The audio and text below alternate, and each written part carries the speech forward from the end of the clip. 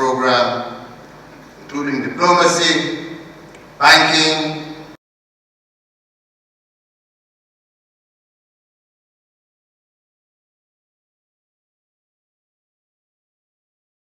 is aligned to the African Union Agenda 2060. Pakistan, under the And we as a country, Mr. President, have taken a very clear decision of engaging with Africa, as we feel there are. Pakistan is tourism is now a strategic priority for the Pakistan, a GF17 with capabilities comparable. Opportunities in Kenya and Africa at large. Declined by 73%, export by 16.9%, stock markets rebounded. This circles us back to the $1 billion. And indeed, on behalf of our brothers and sisters, Your Excellency, allow me to invite Cabinet. Point to our trajectories interject. What is Pakistan's total trade portfolio of $1 trillion foundation to a robust transport costs and spur investments across the I urge participants here today to engage robustly. Let us become one another's strength. I thank you, Mr. President.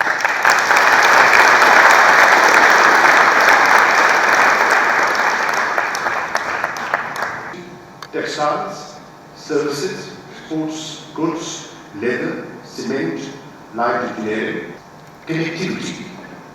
It is obvious that our economies complement one another, benefit from yours,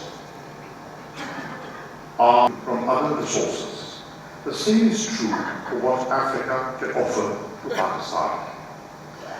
Cost-effective propositions translate into better and more efficient allocation of scarce resources, and therefore make good economic sense. Excellency, To foster durable friendship not only with is a simple one. Firstly is to thank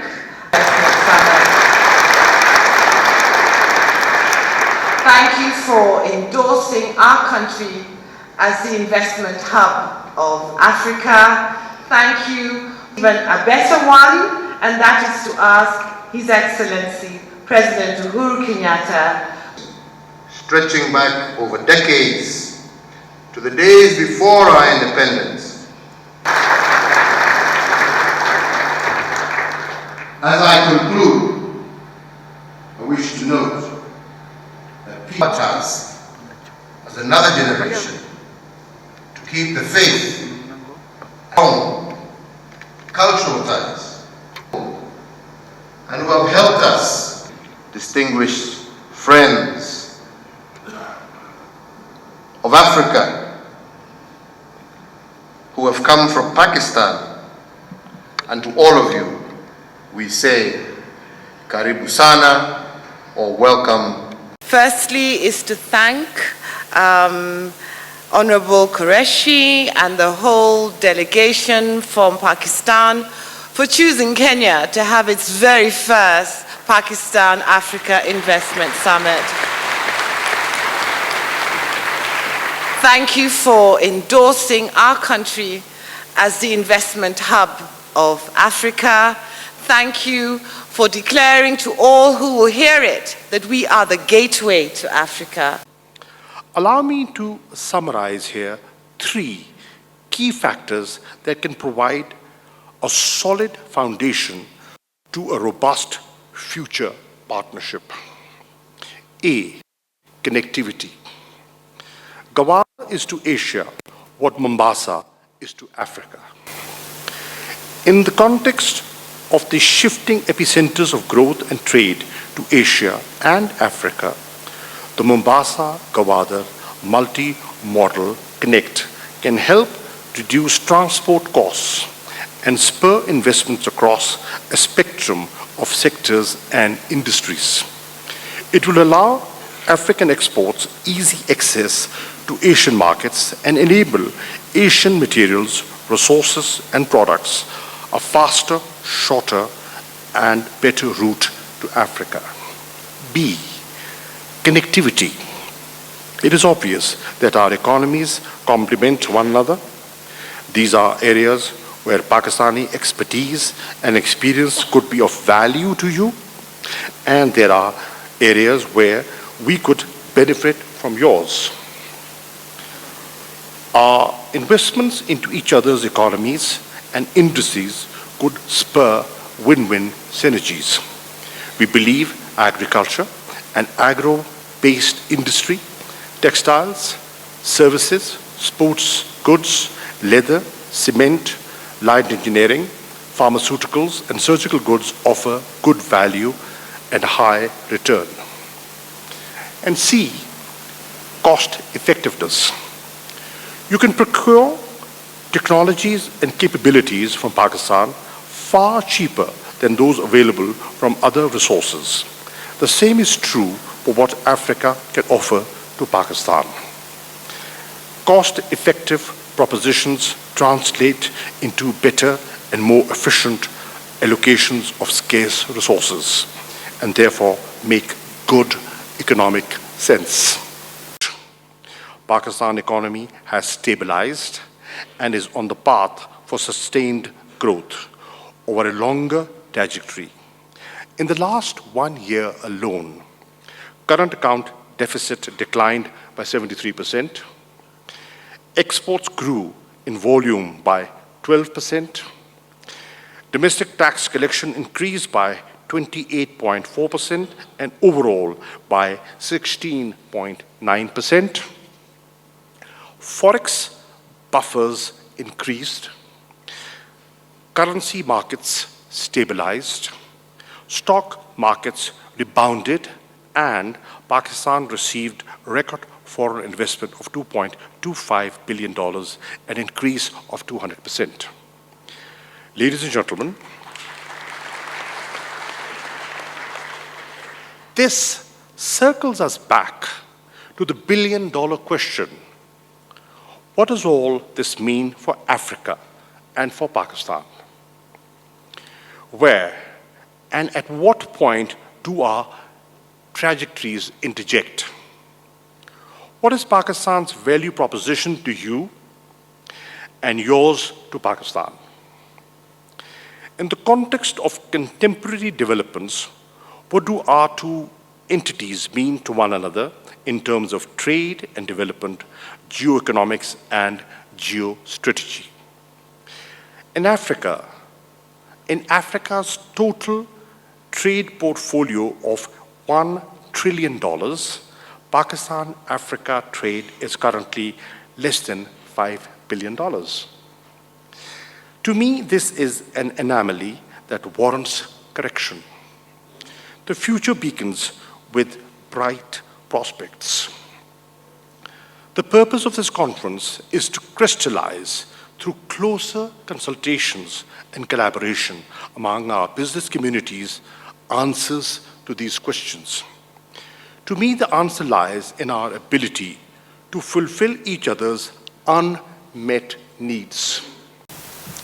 We in Kenya are delighted to be the hosts for the inaugural Pakistan-Africa Trade and Development Conference. And we believe that your choice of Nairobi is an affirmation of Pakistan's desire to foster durable friendship not only with us, but with the African continent as a whole. In holding the Pakistan-Africa Trade Development Conference here in Africa, this but signifies the growing partnership and fraternity between the African continent and Pakistan. It follows that all of us gathered here must therefore focus relentlessly on making the most of the transformative opportunities that this renewed cooperation offers.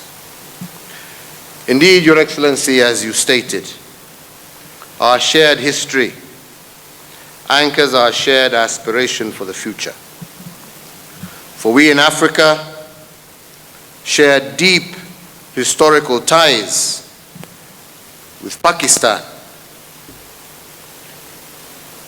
Kenya and Pakistan in particular enjoy warm relations stretching back over decades to the days before our independence, when Pakistani leadership called for and supported Kenya's independence from British colonial rule.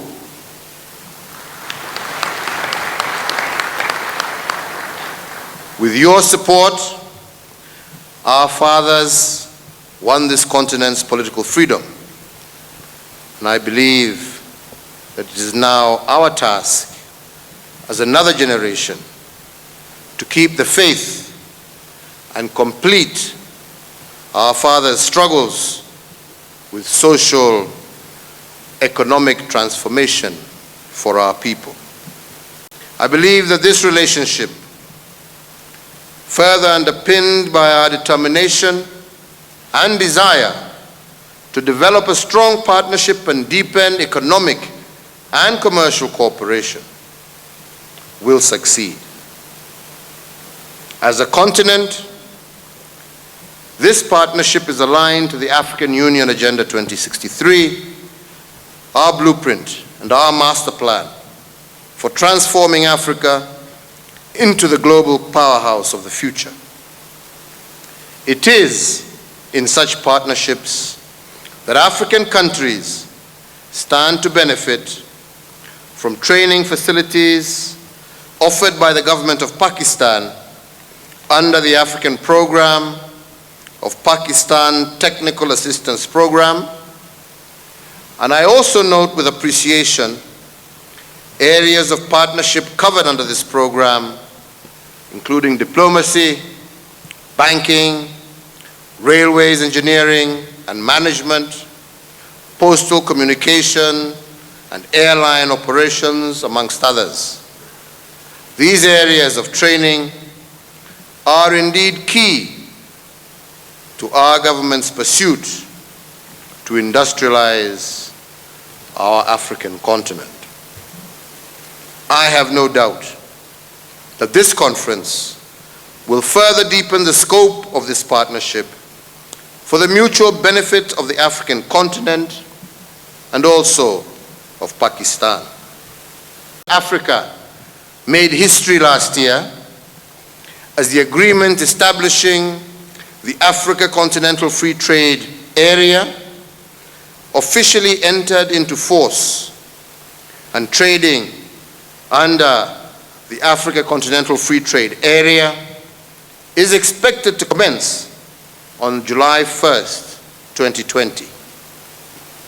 Kenya has been a champion for this Continental Free Trade Area and was amongst the very first countries to ratify the agreement. With a market, therefore, of over 1.2 billion people and an income of about $3 trillion US, the Africa Free Trade Area is the largest free trade area since the establishment of the WTO in 1994. This conference goes a long way to reaffirming the reality that stronger bonds will be built between brothers and sisters across the African continent under a single trading platform of the Africa Continental Free Trade Area framework, on which all third parties shall engage Africa on matters trade and investment. There is no doubt in my mind that the private sector plays a crucial role in our economic development agenda. Indeed, it is imperative to place it at the forefront as the engine of our continental economic transformation agenda. This conference offers an immense opportunity for public and private sector players to engage each other create trade and investment linkages, and build strategic alliances as well as business partnerships. I urge participants here today to engage robustly in the business-to-business and government-to-business dialogue sessions. This will facilitate establishment of networks and partnerships for economic cooperation between Africa and Pakistan, for increased trade and investment flows between Africa and Pakistan. Such partnerships constitute a critical plank in the achievement of the national and continental visions, as well as the Sustainable Development Goals that we all agreed to in New York. I note that Pakistan's current key trading partners are mainly with the developed countries and with your neighboring countries.